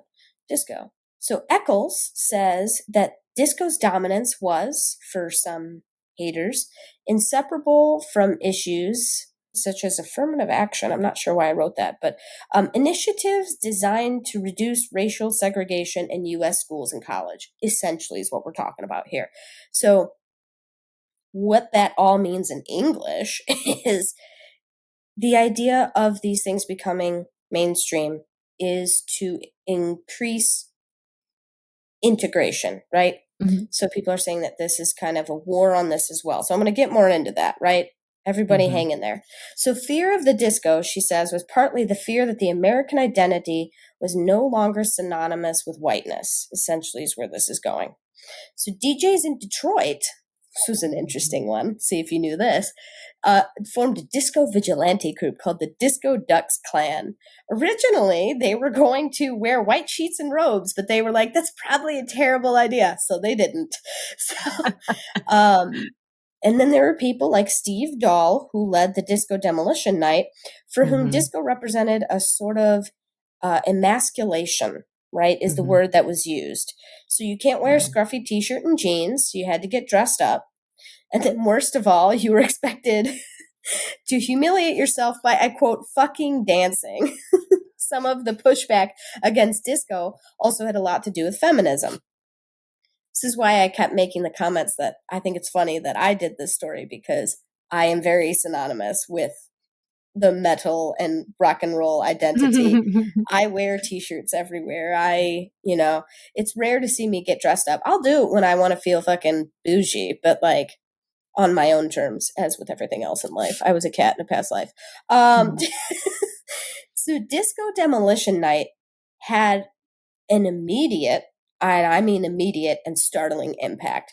Radio stations that had switched to disco switched right back to rock and roll. The Grammy Awards canceled their best disco recording category after 1 year. Mm-hmm. Chick, who Eccles pointed out had made millions of dollars for Atlantic Records since 1977, Le Freak was the biggest selling single in the label's history, Mm-hmm. found out that suddenly no one at the label even wanted to take their calls. No. It gets worse. Well, sort of. It's along the same lines. Even disco labels were changing the designs of 12-inch single sleeves to make their products look less like disco records. Oh, yeah. Wow. In the second half of 1979, only one disco single made it to the U.S. #1 for one solitary week. Do you know what it was? What year? 1979. The Bee Gees, probably. Good guess. Michael Oh. Jackson's Don't Stop Until You Get Enough. Oh, yeah. Mm-hmm. Oh, right. Yes. Okay. Which I Mm-hmm. can't believe is disco, but okay. It is. Yeah. I'm going to be honest Oh, with yeah. you. As I read through this, I don't think I realized what disco was, because if you asked me what disco is, I'd be like, I don't know, Earth, Wind, and Fire. I would have no idea. Is it? I don't think it is. That's more like Maybe more like soul, but there are some things that are like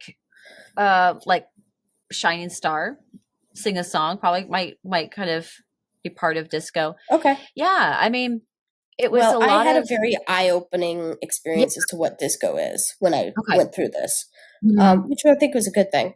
Good. Not that I have any Good. problems with disco and ever did, but it's nice. It's like if you guys have not yet heard our episode that we did with Half Baked History, who are lovely, and you should listen to them. Oh. We talked about the history of cannabis, which there's a whole lot wrapped up into that people don't know about. And I encourage you, especially this month, to go listen to it. Episode, what is that? I don't know. I'll put it in the show notes. Okay, do that. I'll link in the show Refer notes. to the show notes, everybody. Love you. But, Um, but that's, also what you're referring to, and just like cannabis and jazz, and how mhm, jazz was like black music, and there was a mhm. war against jazz because it was like, oh no, right, exactly. That's the same thing with disco. Mm-hmm. Well, and all things attached to it.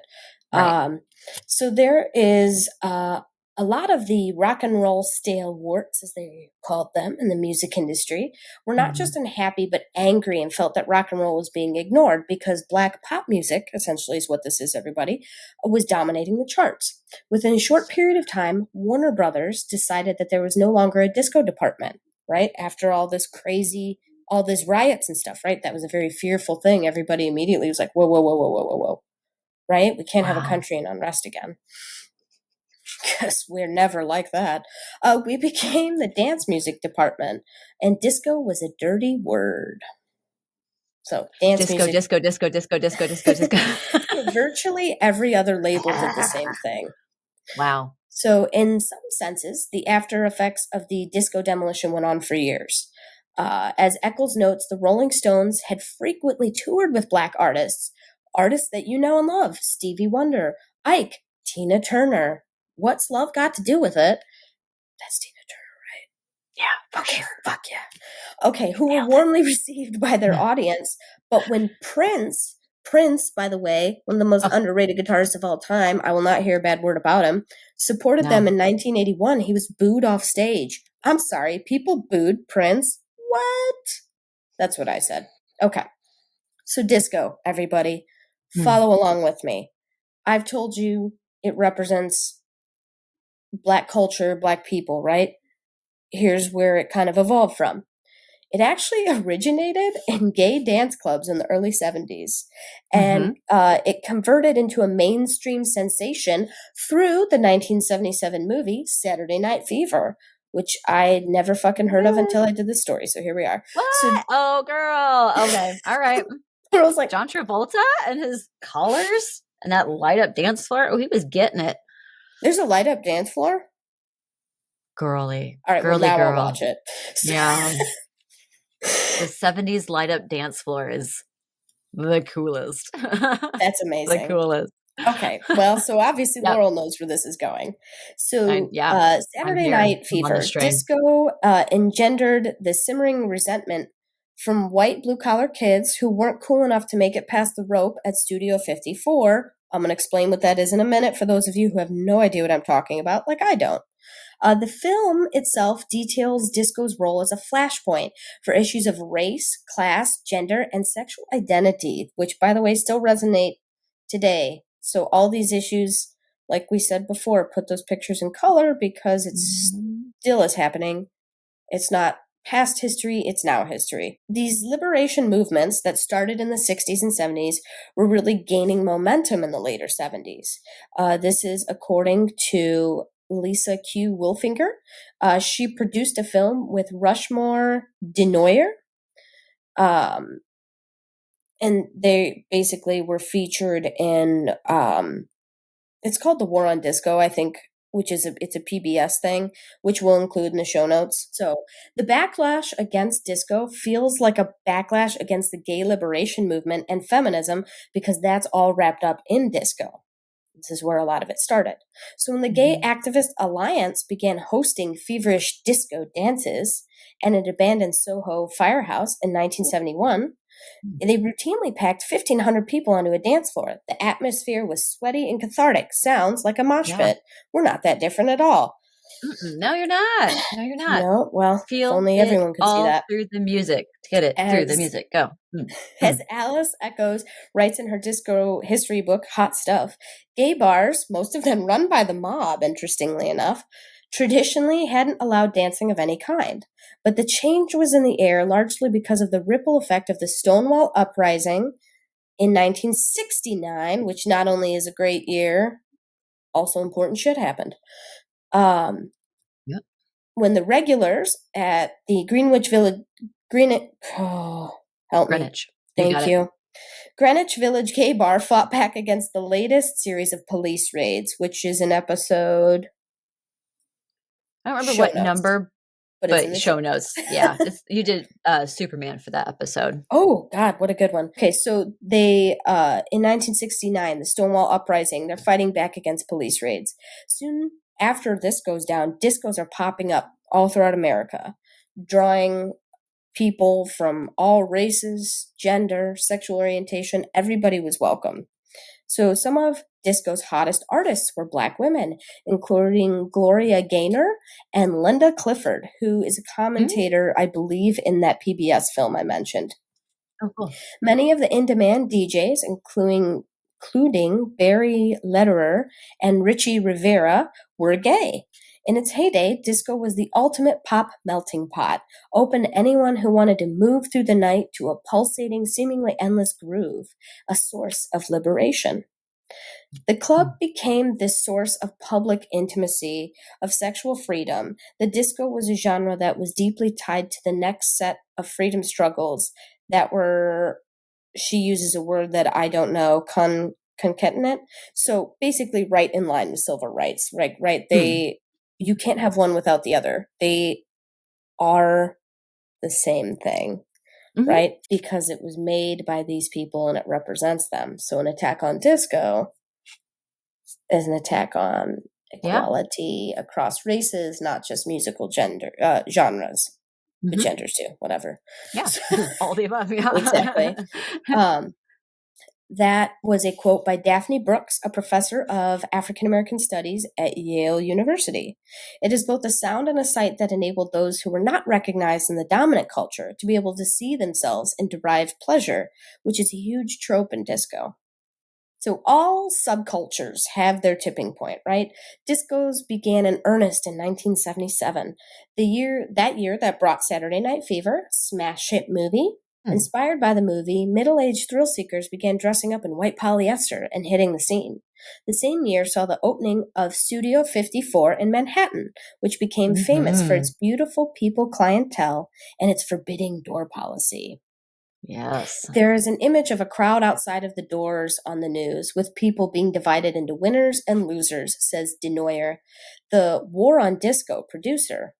War on Disco. It's not, it's in quotes because it's a movie, not because I'm making fun of it. Sorry. Again, when you're inebriated reading your Proper notes, it nouns. doesn't read back the same way sometimes. So, War on Disco, the movie PBS, found in the show notes. So the majority of them were losers because they didn't get by the rope. I certainly wouldn't get by the rope. I mean, look at me.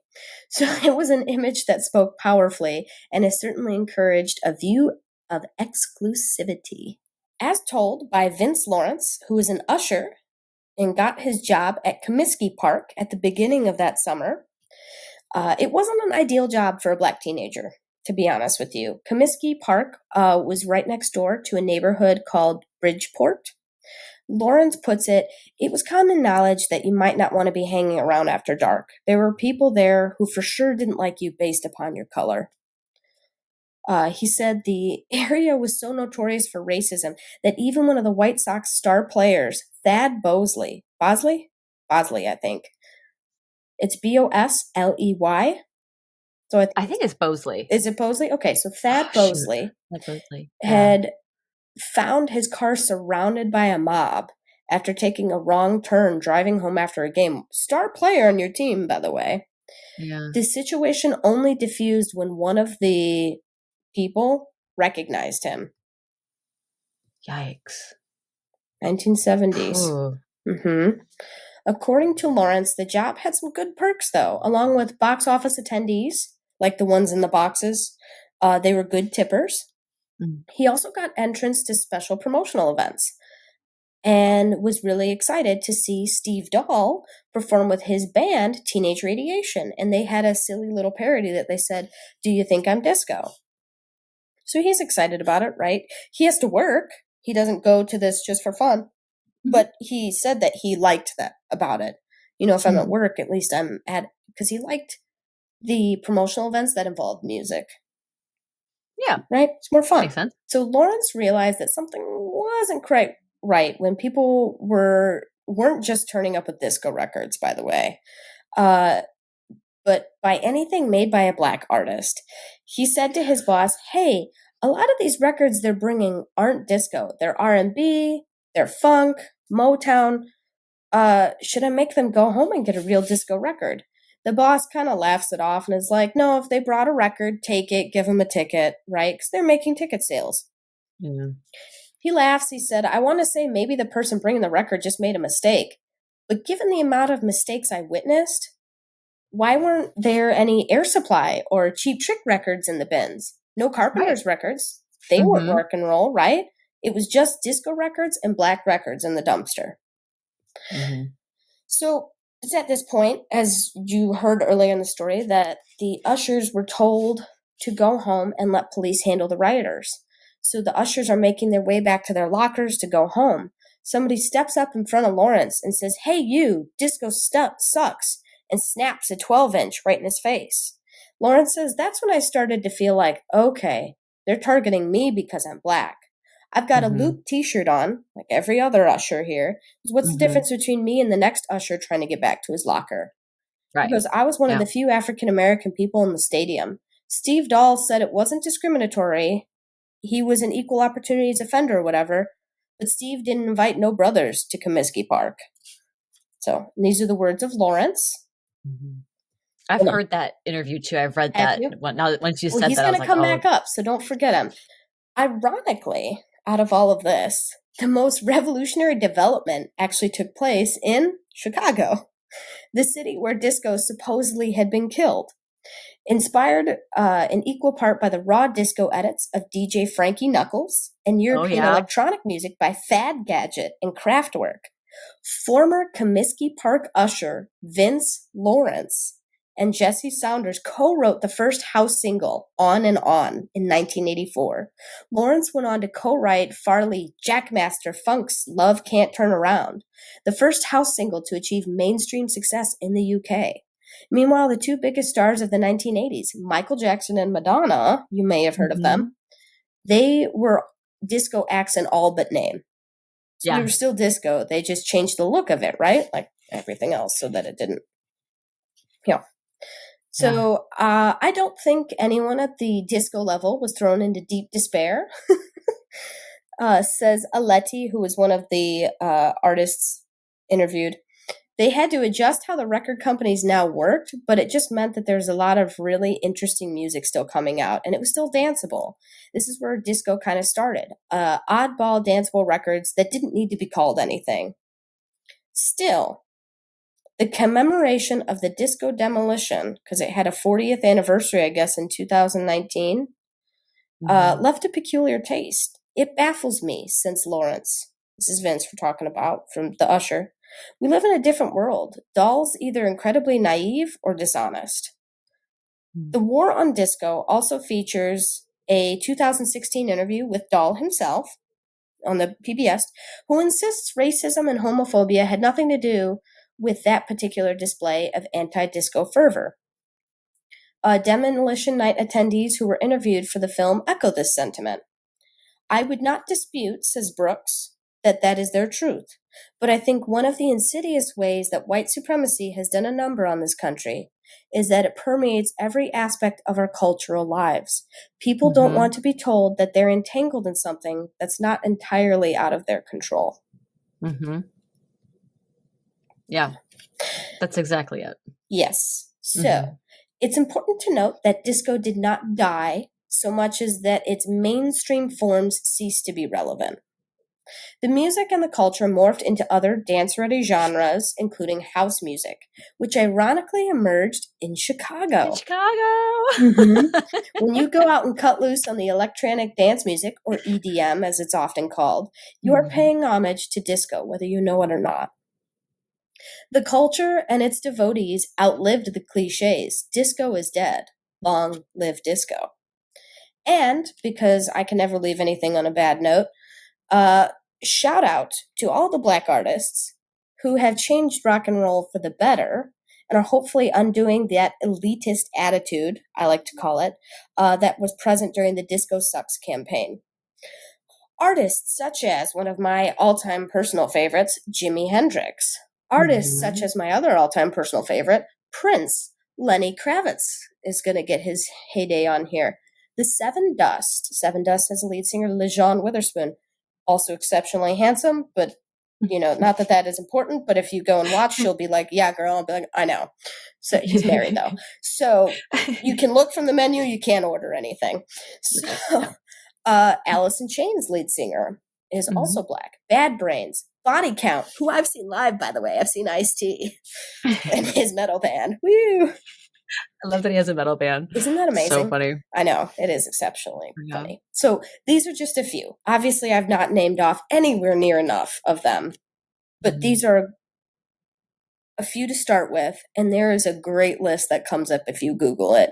If you Google black metalcore artists, black deathcore artists, black metal artists, black rock artists, Google it. The lists come up. I know. I looked. And it's a great way to get involved in more of your genre that you might not have been told about, because I couldn't leave it on a bad note, so I had to leave it with a little positivity there. So that is the story of the war on disco that I actually got brought to my attention. That's probably not a super big surprise. Good old RuPaul. Oh, Ru. No, I'm so glad you did that, because that's something actually. So I've done a reel on it, the disco demolition, and because you have 90 seconds, I was just talking about specifically the event, but I was reading a few articles for it, and I saw Lawrence's interview, and it was wow, that makes so much sense as to why there was such a backlash against disco, and really, in music across the board, across all genres. I mean, I can only this is offhand. This is without any sort of research. It's just all coming out my back pocket. I could be definitely wrong. Open to corrections for sure. But aside from classical music, every genre of music has Black roots or African roots. Because Beyonce's recently come out with a song called Texas Hold'em, and everyone's like, "Oh, Beyonce and country music," and someone's like, "Actually, let's talk about the history of country music and its Black roots, and a lot of dance and Black, so rock and roll, house, disco, soul, R&B, rock and roll, definitely. Rock and roll evolved from soul and jazz music, which a lot of people don't know, but that's actually true. So this is why Black History Month is so important, because Black history is synonymous with American history. Completely. You can't tell American history without telling Black history. Right. My episode on Jack Daniels. A lot of them learned how to distill whiskey because there was already Black slaves doing it at the time. That's where they learned their mash bills, stuff like that. I encourage you guys to go. I don't remember what episode it is, but I encourage you to go listen to that. That was all. Jack was one of the first few to employ Black people as employees. It's exactly like I said. It is synonymous with American history. And to better understand American history, you need to understand Black history.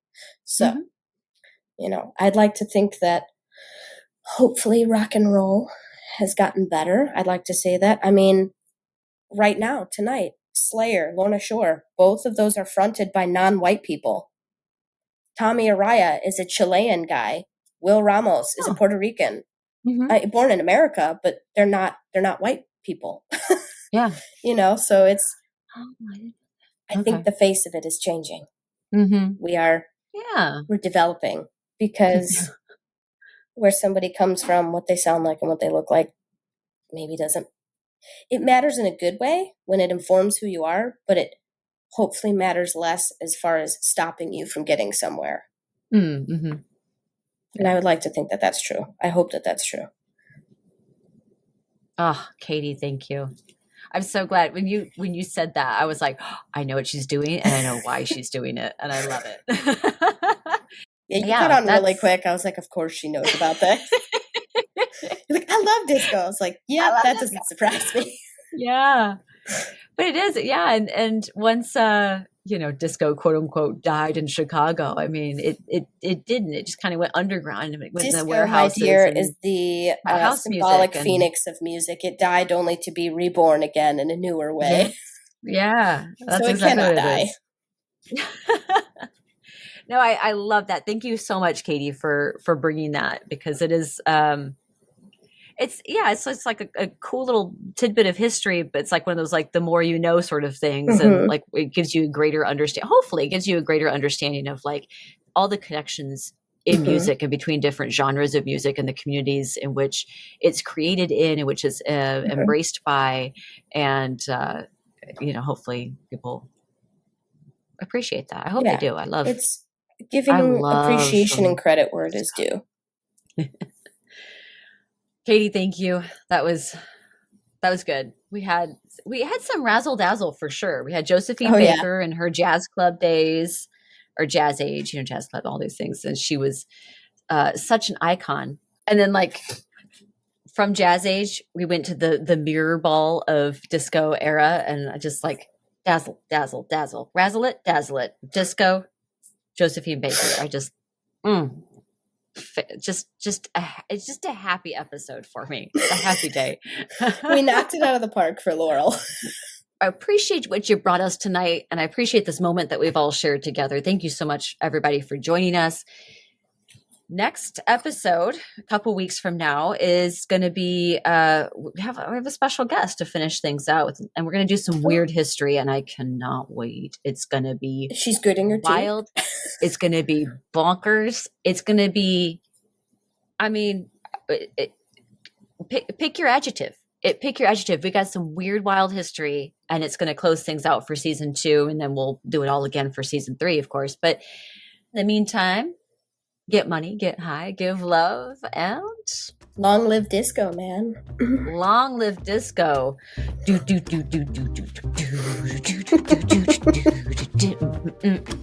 Bye, everybody. Bye.